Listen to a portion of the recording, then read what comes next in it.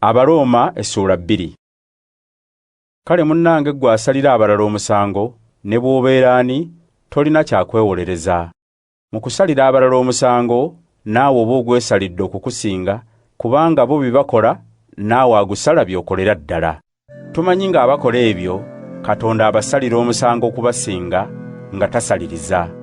Kale gwe munnange asalira abakola ebyo omusango okubasinga, ate nga naawe by'okola olowooza nti oliwona omusango Katonda gw'alisala?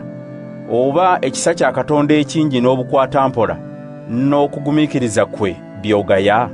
Tomanyi nga Katonda akukwatirwa ekisa olyoke weenenye?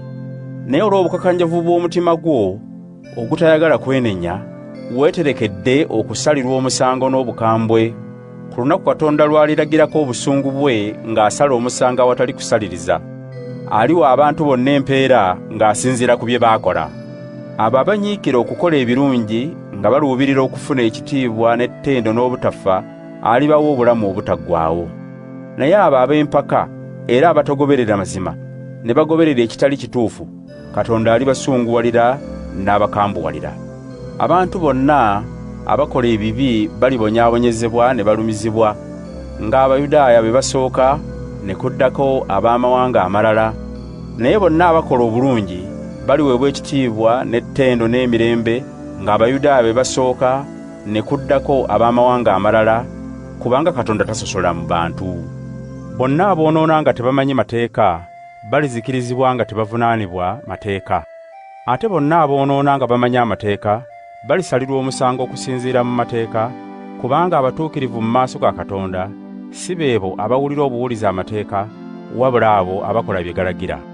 Ab'amawanga amalala abatalina mateeka bwe bakolera mu kutegeera kwabwe ne batuukiriza ebyo amateeka bye galagira, be baba bafuuse amateeka agabafuga, newankubadde nga tebalina mateeka gali, kubanga balaga nti amateeka kye galagira kiwandiikiddwa mu mitima gyabwe.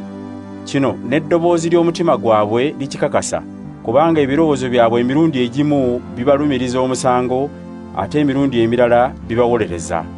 Era okusinziira ku mawulire amalungi ge ntegeeza abantu ku bwa Yesu Kristo, bwe kityo bwe kiriba ku lunaku Katonda lw'alisalirako abantu omusango olw'ebyo bye baakisa.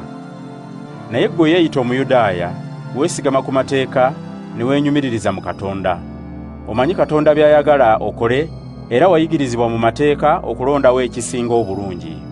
Okakasa nti oli mukulembeze w'abazibe b'amaaso, era amulisa abali mu kizikiza, aluŋŋamya abatalina magezi, era omuyigiriza w'abaana abato, kubanga mu mateeka mw'ojja byonna eby'amagezi n'eby'amazima. Kale ggwe ayigiriza abalala, lwaki ggwe teweeyigiriza? Ggwe ategeeza abantu obutabbanga, ate ggwe obba? Ogamba abalala nti temwendanga, ate ggwe n'oyenda? Okyawa ebitali Katonda, ate n'obba eby'omu masabo? Weenyumiririza mu mateeka ga Katonda, ate n'omuswazanga ogamenya? Kyawandiikibwa nti, mmwe muleetera erinnya lya Katonda okuvumibwa ab'amawanga amalala.